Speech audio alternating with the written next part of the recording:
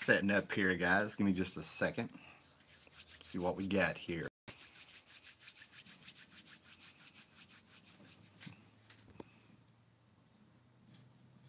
Hmm.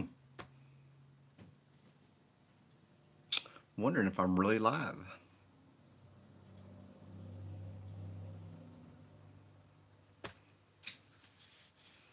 It's not showing up yet, so we'll find out in just a second. Oh.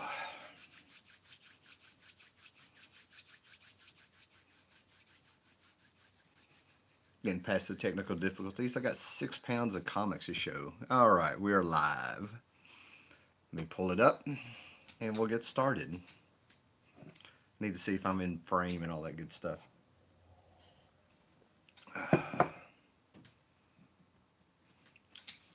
So slow on this rainy morning.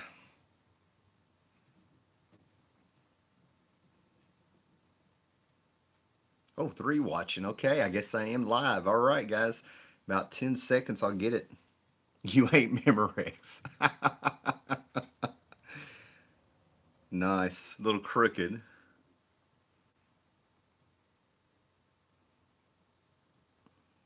All right. Let's see if I can get that. I knew that was going to happen. Told you. There. I think we're good. Okay, guys. So basically, it's a rainy Sunday again. It's been raining forever through the Florence, the hurricane. Went to a wedding yesterday. They got rained out, but it turned out to be really nice inside the place that they were having the wedding. It was an outdoor wedding, and it was someplace like 16 miles down the road I'd never seen before. I ended up having a really good time. So after playing video games last night and making breakfast this morning and stuff, I found out I had a comic book haul, which was just fantastic. This is from Mart. Hey, pretty good, Matilda. How are you doing? Eric Bean is out there. All right. So basically, the storm is messing with everything here on my end, but I think we're going to make it. But anyway, to get to the comics, Mart is a online comic book store. Apparently, they have a physical store in Chicago, I guess. And as usual, these books will accumulate as I order them every month, and I get 35% discount on them from the cover price. And then they accumulate to about $85, and I get them sent to me for free. And I am not buying a whole lot of newer comics these days, but there's still 6 pounds of stuff here to look at. All right, Matilda's alive. Now, one of the first things I got, there's a couple magazines out there. We've often talked about back in the day with comic book news and comic book magazines and things like that, that we had like Amazing Heroes, Comic Scene, Comics Buyer's Guide magazine was a huge one. It seems like whenever I talk about that online or in my videos and stuff, that it has a huge following and people still miss it and stuff, right? Well, there's 2 magazines out there right now by Tomorrow Publishing, and that's ran by Roy Thomas, and I think it's right out of North Carolina, which is just a hop, skip, and a jump from me there. Funny, was just thinking of your live stream yesterday, Matilda. Thinking of the live stream, cool. Yeah, I'm trying to be more in the routine here to keep people here. Now, the books I'm doing here for the live show, I'm going to end up doing just another video to put up. So this is a treat. This is like a DVD special, if you will, right? But anyway, you have 2 magazines I really recommend right now. One is Alter Ego, Tomorrow Publishing. Roy Thomas does that one, and that's kind of like the Golden Age and Silver Age, going back in retrospective, talking about magazines, interviewing people that are still alive.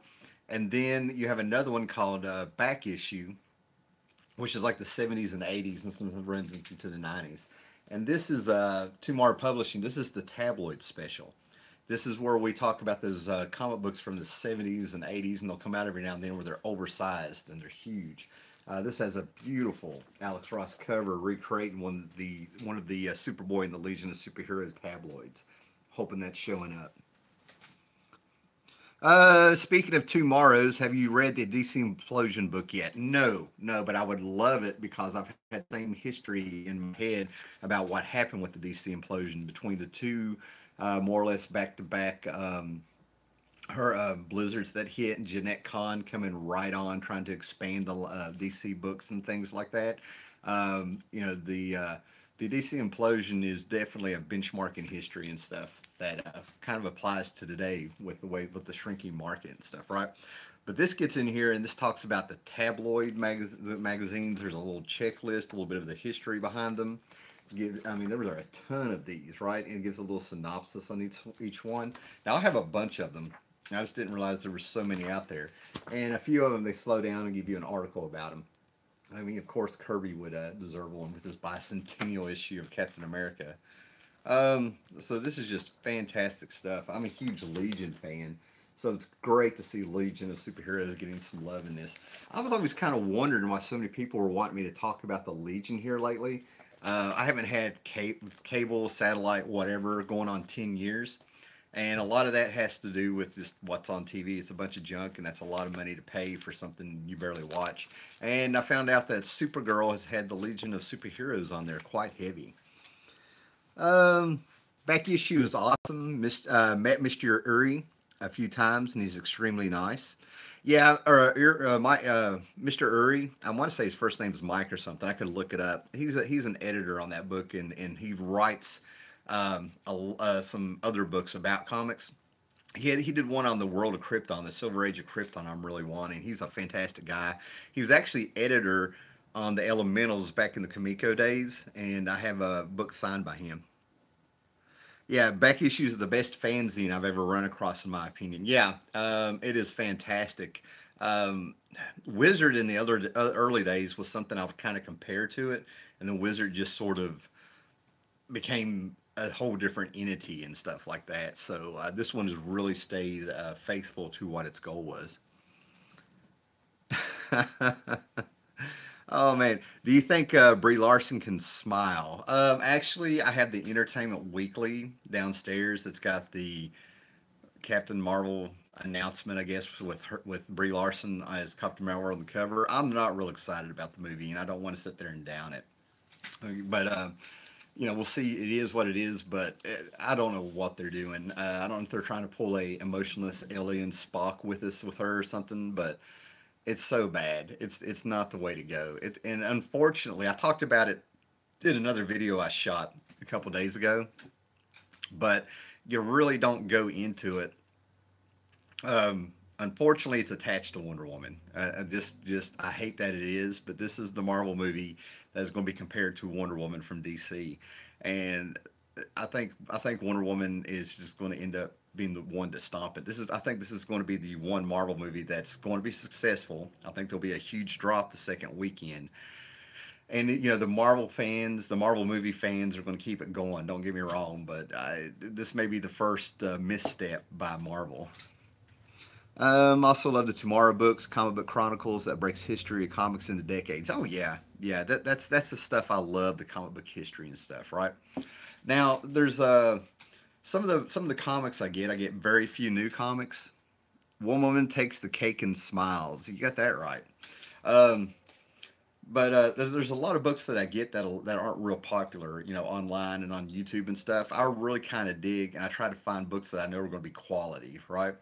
And that's a lot of what's missing to me today in comics is integrity, serving the story, serving the character, making world building, making something where you actually escape into the story and you connect with those characters and stuff, right? And this is the last and I think the fourth volume of League of Extraordinary Gentlemen that a lot of people don't know is out there. This is it. Okay, I'm trying to think who publishes this. What company is this?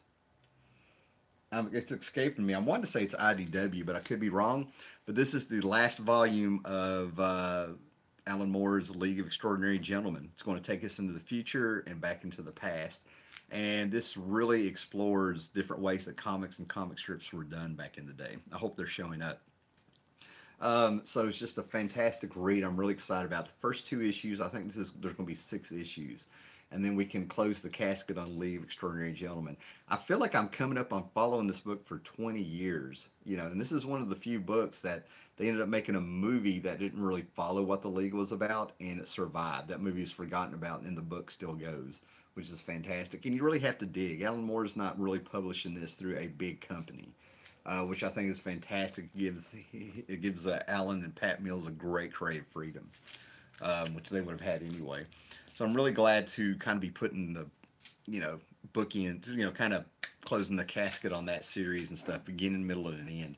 I love those series where we have a beginning, a middle, and an end with the whole thing. Cerebus, Alan Moore's Swamp Thing, in my opinion, Sandman, James Robinson's Starman, where they have a beginning and end. Okay, what we got here? Alan Moore chasing me off his lawn this morning. Yep. Yeah, I could see it, but that gives you bragging rights. And then I miss Alan Moore. Oh, that's fantastic. All right, looks like everything is still in frame. Nice. Okay, I'm going to move on here. I hope I can find it. Yeah, it's going to be up there. Yeah, League of Extraordinary Gentlemen is fantastic. Now, here's a book that I love. I actually think that when it comes to one book that you can buy on the market that you pick up, it feels like a comic book. You're in your own world with it. You're kind of exploring this world with other characters a little bit, and it's easy to get into. It's not. It doesn't feel like a complex story, but there's a lot going on in a very simple way. And I hate that he got behind on the book. Eric Powell was putting out the best book, and then it just took forever to get the last couple issues out, and it lost a lot of momentum. But it's Hillbilly. Hillbilly is where he kind of takes a genre. I don't know if that's even a word, but he kind of takes something and he places it in a different region of the world where it takes on a whole different feel. So basically, Roland, not, I think his name is Roland, I'm not sure, but the Hillbilly, it's like he's a knight just roaming around England, but it's set in the Appalachian Mountains, and he's fighting witches, evil witches. There's a great cover here I'll show in a minute to give you the idea what kind of witches and magical beasts. And he walks around with Satan's cleaver, like stolen from Hell's Kitchen, if you will, and stuff. And that cleaver just freaking messes up these witches. I mean, look at that witch if it shows up. This is what he fights. These are the baby eating, using the bodily liquids and fluids and stuff for spells. They're just disgusting creatures, and they possess trees, and they try to kill you and stuff. But this is one of the best books that I think you can get. I think there's only 12 of them. And I was right about what Eric Powell was doing, in my opinion, because on this cover he makes him a knight. I haven't read this yet, but that's what I felt like he was. You know, this is the idea of a knight fighting evil and dragons. He has a friend that's a gigantic talking bear. There's all kinds of mystical creatures in here hidden up in the Appalachian Mountains. And recently he started I think it's a 4-issue miniseries where he's writing and someone else is drawing. The Red-Eyed Witchery from Beyond, part 1 of 4. So he's kind of following the formula he did with the Goon. He did a series, and then he comes out with a few mini series and letting other people work on them. Here we go. Batman Damned is going upwards to $60 online. Might have to sell it. Yeah, get rid of that thing. This is a flash in the pan. I mean, seriously, in 10 years, can you actually imagine looking at somebody and saying, I have a picture of Batman's penis? Would you like to see it? I think that's the most, to me, it's the most juvenile news out there. I get how we can crack up about it and how it's funny and what everybody else is doing. But I come from the era where Dr. Manhattan was nude. He's been swinging that little Dr. Manhattan for 30 years. To me, it's not a big deal. And why they decided to show Batman naked, I don't get. If you go back to Dark Knight Returns, we have a naked Batman there where he's got a 13-year-old girl hugging him while he's got a broke arm and he's naked in the Batcave. From what age is Captain Cold? Captain Cold goes back to the Silver Age. That was one of those classic Flash villains that Carmine Infantino came up with, maybe even Gardner Fox. Yeah, little Doctor Manhattan. Yeah, we gotta give it a name. Now, I'm really turned off by a lot of books, and I'm really honest about it. It's the quality of the books, the weak storytelling, um, held for review. Let's go ahead and show that. I don't know what's going on. I've got a lot of comments here being held for review. That's dick jokes. That's what's doing it. Yeah, that's it. Just that. But anyway, there's a lot of books that they're just not up to par with what I want to spend my money on. A lot of people and a lot of the comic book pros are like, this is the greatest time in the world to collect comic books because we have the printing, we have the paper, we got great talent and stuff. And they lost the story. They don't. A lot of them don't feel very innovative, so it's just not for me. So when I dig around and I find something that's kind of like a quality. It feels like I'm reading a comic. I get that escapism back instead of reading some warped view of reality of today and stuff. Man, these guys, I tell you what, the dick jokes, you might want to lay back. They're not letting them go through. That's funny. Yeah, apparently if you use the word penis or something, it flags you on here. But anyway, something I was real excited about, and it's because Neil Gaiman, I really do believe he's doing the overview of this. Like he really is involved in this. It's the Return of the Vertigo's Sandman's the Dreaming, the Sandman books, right? So, we have House of Whispers #1, which I find fantastic because we have the House of Secrets, the House of Mystery, and now they're adding a third house. This goes all the way back to the Bronze Age. I'm a huge Cain and Abel fan. The people who would host these books, if you will, and what Neil Gaiman did with them in Sandman. And then I got the Sam Keith issue of Sandman Universe #1. It started out with a one shot, and I think this is it, the one shot. Apparently, Daniel the Sandman has disappeared, harkening back to, the original Sandman story, if you will, that started the series. But he's disappeared. I got the Sam Keith cover because it was great to have Sam Keith, who started that book with Neil Gaiman, back on here. And I'm not going to lie, I'm a little underwhelmed with the cover. So not sure what to say about that. I mean, this looks like something I would have penciled on the back of a notebook in study hall. I mean, I'm like, wow. I mean, for Sam Keith, this is just minimal. I don't know. I don't know. But I have good feelings about this, and I don't know who this character is yet. But the lady that draws this book, pencils this book, I have her on Twitter just so I could. She puts up pencils and stuff. She's fell in love with this character, so I'm real interested to see who she is and what she's all about. So that's the Dreaming. Now I'm not getting the Lucifer series. All right, the Lucifer series. I didn't get the first Lucifer series. I had a trade of Lucifer and I got rid of it. There's just something about me that I have to be honest with myself. I know it's art. I don't want to like go out and tell people not to get the book and all this stuff, but I'm not comfortable with Lucifer being a protagonist. To me, he's the antagonist. He's evil. I don't think he should be the center of his own story. I miss the bat dong jokes. Yeah, those are going to be here.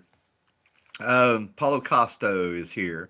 How to bring back Vertigo. Try to bring back what worked before. I don't think it's going to work. I'm going to take the books for what they are. Vertigo's a mess now. I don't know what they were thinking. All right, so going back, it seems like, we're speaking of going back to what worked and stuff like that. Doomsday Clock, the sequel to Watchmen, I don't feel like it's a sequel. When I read this, I don't feel like I'm reading a sequel to Watchmen. We have the Watchmen characters coming into the DC universe, mixing around with Batman. Dr. Manhattan's been messing with the DC universe, and it's coming around. Gary Frank's been doing great work. I feel like the writing on this by Jeff Johns is nailing it. But when I read it, it doesn't feel like a Watchmen series. What's really cool, these are the variant covers that I got. What's really cool is he brought in Mime and Marionette, who are Punch and Julie from Charlton Comics. We've gotten new characters. We've gotten a second Rorschach.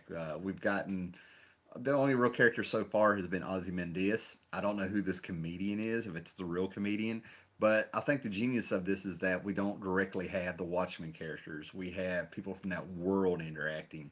And that allows Jeff Johns to kind of stay off some sacred ground and be able to tell a story, which I think is why it works. But it doesn't really feel like this is happening in the DC universe. I don't feel the ramifications in other books. It's just contained in this. So I'm not saying that it's a failure. It's a great read, but it still feels separate from anything that's going on. So yeah, I got I love this cover. I got 2 issues of #6. That's the first time I've really bought 2 covers on purpose. But I love these covers. Gary Frank is just knocking it out with his artwork. Karen Berger was Vertigo. Yeah, and I think she has a line of comics at maybe it's Dark Horse or something. I need to check on. I remember the announcement. But Karen Berger was amazing with Vertigo. You're absolutely right there. Um, American Carnage looks to be the only new Vertigo title worth reading. I'll go back and look at it and stuff. It's not so much me hating on the books or that line. I just know what Vertigo was, and why bring back the title Vertigo if it's going to be a shadow of what it was. Start a whole new line. I like Doomsday Clock a lot, but I hate the delays. I had to reread off to remember what's going on. The delays are awful. I don't. I really. If you knew this, if you've had 2 years and you knew this was coming, I don't think there's an excuse. I don't know. I don't know. But yeah, it definitely hurts the book. That's what hurt Hillbilly. Yeah, I think American Carnage is going to make it. Brian Hill's a good writer, and Vertigo always had a major hit, a couple of slightly successful books, and a lot of filler. Yeah, yeah, but some of that filler would connect with you. You would find something cool every now and then, and you knew it wasn't going to be good or remembered, if you will. So yeah, anything. It's just not Vertigo for what Vertigo was. Like I said, I really feel like they should came up with a new line. Okay, a book that I don't recommend you reading it on a rainy day. I don't recommend you reading it while listening to country music. So I definitely don't recommend you read this book during the rain while listening to country music. Terrible things could happen to you, or you're doomed to yourself, man. But Tom King's Mr. Miracle, I am hanging in there with it. This book is one of the most depressing things I've seen in quite a while. Uh, so we'll see what's going on now. It started out with this feel of an old movie from the 80s called Jacob's Ladder, which I thought was very cool. You weren't sure what you felt like you were seeing something that you could reread the book when you get to the last issue. The first time's a mystery of what is going on, what world are you in, or is what we're seeing even real? And then when you find out with the payoff, you can read the book a second way, the second time around. I think Tom King is just working through some depression, man. I feel like you might have to have some antidepressants to read this. So we'll see what happens there. So Karen's books at Dark Horse may be more Vertigo than current Vertigo. I'm interested in Seeds by Anacita and David Aja. Yeah, Anacita has always been a hit or miss writer for me. She was a great editor. I could really tell when she was editing a book, which is very rare when you're a teenager and you don't really understand what a editor does. She kind of stuck out at Marvel in my opinion. Now her Eternity Kid Vertigo book back in the day was awful. Oh my God, her Daredevil books, they were all right, a little preachy sometimes, but that was about it. Found a couple Marshall Rogers drawn issues of Mr. Miracle, getting interested in the character. I've always been a Mr. Miracle fan. And I said it in a video and I have some tweets or something that I'm just blown away that for a few months we had Mr. Miracle Mania. I just never thought that would happen.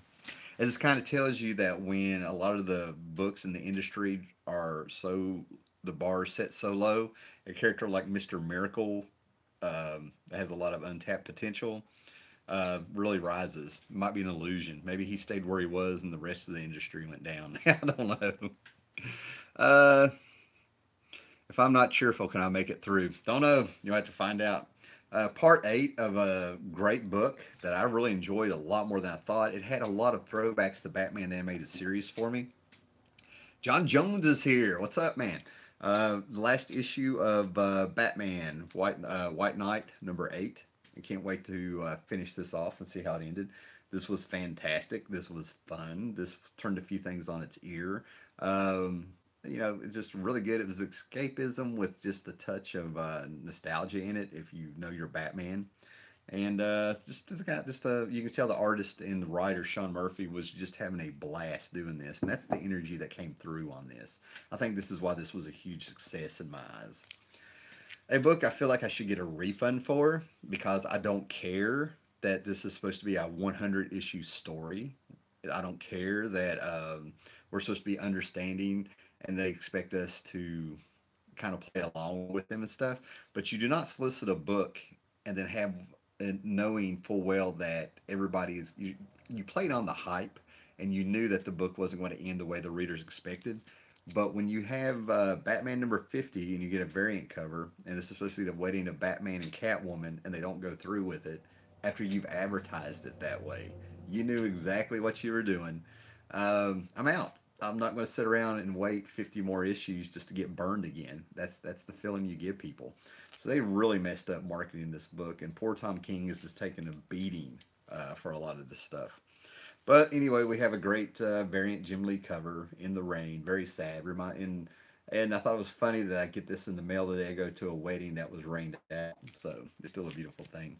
Going back a couple months here, this came in the very day that they mailed my last shipment out. Oh, what we got here? Who's Black Adam? You need to Google Black Adam. Black Adam was my favorite character, seriously, from 1980 when I was 7 years old, probably to about 2005, I guess. He's right up there with Commandy and Starman with me. It was just so wild to find out that it's to see this character elevated in the last 10 years, which is just blows my mind. Oh, I love my mug. Yeah, yeah, Nightmare Before Christmas. What are we, 39, 38 days from Halloween here in America? I love fall and I love Halloween. What we got here? Rogers was only on the first two, three issues, but 1925 was a good run. Unfortunately, Mr. Miracle was part of the implosion. Yeah, yeah. I don't think. Eric Bean is talking directly to the person. Okay, I'll let y'all talk there. Okay, so but anyway, the very day that my last Gmart shipment was mailed out from the company, this came in. So we're going back to Action Comics number 1000 with the Steve Rude cover. I actually stopped at a comic book store while I was on the road for work during a lunch break or something. I mean, I walked out of a building, looked out across the parking lot, and there was a comic book shop, and I got the Mike Allred 60s cover.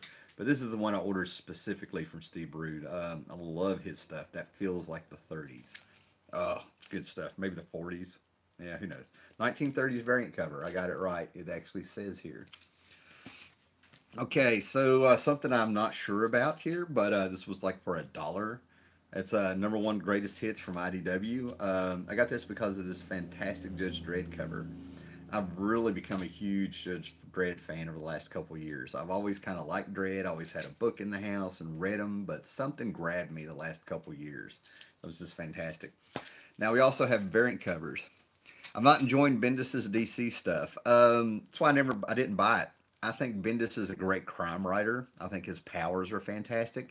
I think he decompresses stories. I don't feel like when you buy a book by Bendis, you're getting your money's worth. But if you buy a trade or get a huge stack of his work on discount or of a dollar bin, I think you get your money's worth that way. And also, I just don't feel like he writes good superheroes. He doesn't have a feel for.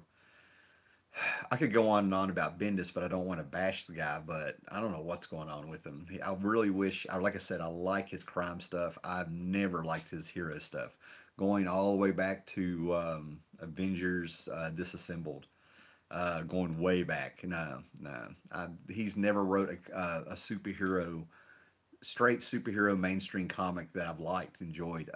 Secret Invasion is the one where I scratch my head on how people like that. I think it was unreadable. I had all the issues about 2, 3 years after the series. I read them. It was ridiculous.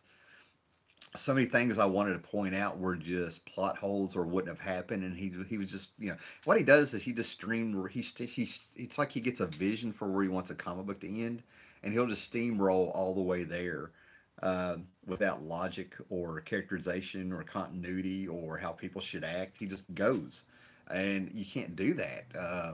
I'm sitting there getting taken out of the story, and I'm supposed to remember like one. He'll have three pages of talking heads. And you're supposed to remember this one, so it'll pay off later on. It's ridiculous. I think he heard he was an ass somewhere. I have no idea if he is. I don't know. Is there anything good going on in the JSA? Is there anything good going for the JSA? Oh, hopefully with Doomsday Clock and bringing them back. I think there's plenty. If you're a J, I kind of like the fact that JSA is low tier and has never really been elevated to be the center of the DC universe or movies or TV shows. You can get a good cartoon of the JSA in the Justice League series from Bruce Timm. Smallville, what was it? Season 9 had a great Justice Society story. You got the great series that David Goyer and James Robinson started out with, and Jeff Johns took over. And if you're a fan, anytime they kind of pop up, it's like a a little treat. So I'm really kind of glad they haven't been exploited and used everywhere. Okay, these are variant covers that I got for fun. I have two childhoods: Saturday mornings in the '70s, Saturday mornings in the '80s, and even cruising on into the '90s in my '20s with like things like the Tick and the Batman animated series and all that stuff. Rusty the Boy Robot and all this stuff, right? But this is going back to the '70s. And I love when DC brings these characters back, right? Here's the variant cover for DC Hanna-Barbera. This is the Blue Falcon and Dynamite meeting the Super Sons. I'm a huge Blue Falcon fan. I knew he was Batman. I knew he was Batman, but I love the cartoon. Charlton 66, Steve. Steve, I'm working my butt off trying to make sure I can make it on Friday, man. I'm looking so forward to Baltimore Con. I'm so ready. So ready. All right. And the second thing I got here is that they're playing on the 70s exploitation thing.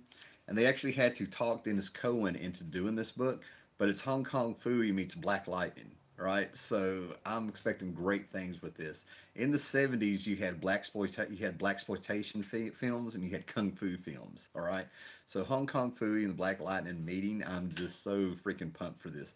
This book, I mean, they really are going to have to do something stupid for me to hate it. I have low expectations. I'm in it for the fun. This is going to be so much fun. So I have the Blue Falcon, and there was a Scooby Doo movie that came out with the Blue Falcon and Dynamite, and they went all Dark Knight Returns with the Blue Falcon. I laughed my butt off. I didn't like what they did to him, but I got the joke, how funny it was. I think he popped up on Dexter's Laboratory too. Oh, hey Steve, are you and Tim going to do a joint video like last time? I'm up for anything, Steve. Charlton 66, I'm up for anything. You know how I am. This is gonna be awesome. Um, I don't know if it's a crossover. I think there's just a bunch of one shots. Sometimes they handle these like they're in one universe, and it's just you take it for what it is. But we'll find out. I don't think any of the books are they don't connect, as far as I can tell.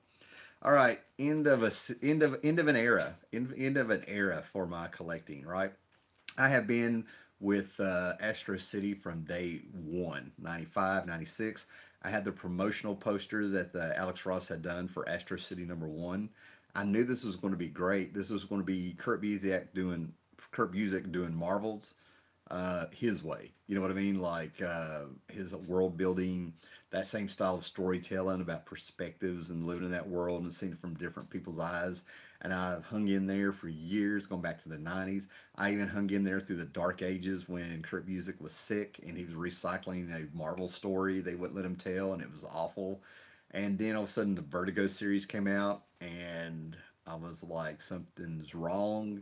He had a storyline that would pull me in here and there, but issue 52 is the last issue of the series through Vertigo. And now I understand that they're going to come out with a bunch of one-shot graphic novels and stuff. And sadly, I'm out. I'm out. This was a struggle to get through this series. It was very sad. And I'm not going to lie, man. When it comes to people, certain writers and artists on Twitter and stuff, they just sour me real quick where I don't want to give them my money, and that hurts. That hurts, man. I hate being that way. But yeah, Astro City number 52. DC's favorite number is an end. This goes back to the great Astro City half issue that Wizard promoted and stuff. Kind of a sequel to it, which hopefully this is going to end on a high note. So that's kind of hard, man. Um, what do we got here? Hey, Paulo, I'm up for it. Even a live one. Yeah, Steve, I'm definitely up for a live one. We'll do it. We'll do it, man. Cool. I've seen lately cartoon and comic book characters a lot. Yeah, and it's great because it brings fun back to comics and stuff. There's an era of comics in the Silver Age and even in the '50s and stuff like that where you had comic books based on Saturday morning cartoons. It's not a big deal. It's a licensing. It was a licensing deal. There's Flintstones out there, Scooby Doo, Hanna Barbera, Laugh Olympics, all kinds of stuff like that. I love that stuff. It's fun. It's sometimes you just need a comic book that's fun, So I don't have any of the Vertigo era Astro City trades. I love the original series, but after the Dark Age, I don't know if they're worth it. If you catch a good deal and you're a little bit of a completist, yeah, the Astro series, the Vertigo era of Astro City, it's so hit and miss. It's so hit and miss. I don't know. It's really hard to recommend a lot from that era. I would tell Kurt Busiek of your disappointment, but I'm blocked by him. Yeah, see, and I don't get involved in that stuff. The funny thing about Twitter, uh, even before Comicsgate and all that stuff like that, I was having some run-ins with these creators, and I just didn't put it on YouTube. I didn't say talk about it. I was just sort of like weird. There was a message board back in the early 2000s that I was on for 3 or 4 years, and Kurt Busiek, Walt Simonson, a lot of guys would pop up in there. Kurt Busiek actually talked to my son, who was 7 at the time, and answered a question about Superman for him. can he wink with can he shut one eye and still have his heat vision work with the other eye? And Kurt Busiek was really cool. Busiek was really cool. These creators were all really cool on the message boards. Twitter hits, man, and I had run-ins with Slot. I think, yeah, I think it was him. I had a run-in with a few of these creators, and I was really confused because like it really was harsh the way they were coming at you. And I'm just sort of like, what's going on? So yeah, I avoid all that stuff. And don't get me wrong, I'm not trying to be virtuous or take the high road or anything like that. I just don't get Twitter arguments. I don't understand. You set it down and you walk away and you're like, you lost a customer, no money, don't worry about it. It's not personal. Even though to me, when somebody talks to you like that on any way, shape, or form, it's personal. I'm not about to lower myself to that level. I missed a lot because I was born in '94. Actually, Matilda, you young people, and I do say young. I don't care that you're over 20 and stuff like that. Is you guys have with the internet, you have this great big huge spread out there that you can explore when it comes to music and anything like this. You guys have it all right there. I mean, it's really you have a lot of rich resources right now just to read anything and everything and listen to the music. Is what blows my mind. I mean, I'm all over the place with music thanks to YouTube. Keep music up there with Ethan Van Sciver as far as creators I avoid online. Um, yeah, I mean it's sad. It's a reality. I try not to really talk about that. Try to be positive about comics, but to talk about comics, you got to look at reality. Online behavior is one of the biggest things. I used to say that the Marvel's biggest enemy was its own history, and the second thing is online behavior of creators. They're going to have to realize that it is something you look at. You need to you have to look at. You just have to look at it. It's a reality. When people stop talking about comics and getting excited about creators, there's something wrong. Um I don't want to talk to creators anymore. Only nice guys to talk to are the majors, such as Brian Hill. As someone who's been reading comics since the mid '70s, I'm glad Twitter didn't exist in those days. Yeah, I don't know if I would have stuck with the hobby back then, to be honest with you. And I love comics, obviously. I was born in '79. I love finding about stuff from the '50s and '60s. Yeah, yeah, great stuff, man. There's some there's some Marvel Boy stories that blew my mind that I was like they were kind of harsh and cruel back then. It was amazing. Okay, so and then a book that I've soured on Jeff Lemire because of some stuff that he did on Twitter. That we're bringing it up, and man, it really kills me. So I quit getting the series. I'm going back and forth on completing the storyline now after I read these because I was just jumping on the Jeff Lemire boat too, man, with some of the stuff he's doing, like Doctor Star and stuff. But I'm gonna see with the Terrifics. He's brought in Tom Strong in a storyline, so I'm gonna finish off the storyline. Okay, if it doesn't end in issue 7. And I'll probably have to back up. There's an annual coming out in 2 months and an issue, and I didn't order them. I took them off my order, so I hope I didn't make a big mistake. Okay, the Terrifics number 3. This is DC's answer to the Fantastic Four with existing characters. We have Phantom Girl from the Legion of Superheroes, but she has a different name. And the naming, her name, is just a letter or two that's different. So if you're not in the Legion, you may not even picked up on it. But anyway, this is a fun book so far. I've read the first 2 issues. Like if Marvel's not going to give us our Marvel books, DC came out with quite a few books to give us that fix, and we turned around and it's just been so fantastic. Um, I've been getting great feedback about hearing from this book from the people that do pick it up. And my biggest thing is I'm sitting here and Doom's they brought in Tom Strong. Now I'm usually I want to like jump all around saying, "Oh God, don't bring Tom Strong in the DC universe." I want to see what they've done. This is a book based on the Fantastic Four. We know it is. So this could be dimension hunting, some kind of crisis between parallel Earths. I mean, this is going to be something. I feel like it's going to be something old school and fun to bring it in there. So yeah, that's the haul, guys. So we'll take a few questions here. What we got here? Yep, dead stop here. And we got 18 people watching on a Sunday here. Now, like I said, Baltimore Con is coming up, and I'm very excited to get out there with Charlton 66. I'm working my butt off at work. I'm really having to earn it. An example of what I'm talking about at work that I just can't believe is that Wednesday night I worked till 7 p.m. and then I had to leave and drive 4.5 hours to Chattanooga, Tennessee. I pulled in at midnight, had a 20-minute meeting the next morning and was back in the office at 2:30, and I had all this work to do. So I am definitely, I feel like I'm building up some karma here to where that is going to be a fantastic weekend. Have you checked alternative newsprint quality? I'm going to be looking for some alternative comic books at Baltimore Comic Con. I'm not going to order any. There's no more. There's like maybe one comic book shop within an hour drive anymore around here. So I'm going to keep an eye out for some, excuse me, for some alternative comic books. I understand they're on newsprint and they're $1.50, so we already got the nostalgia thing. The Terrifics was pretty good. Good for the first 5 issues, but I think I want to drop it. That is Edward 2962. Guys, go to Edward's channel, sub, give that guy some love. He makes some really great videos, and he has some really great thoughts when he kind of slows down and gives his opinion on some things.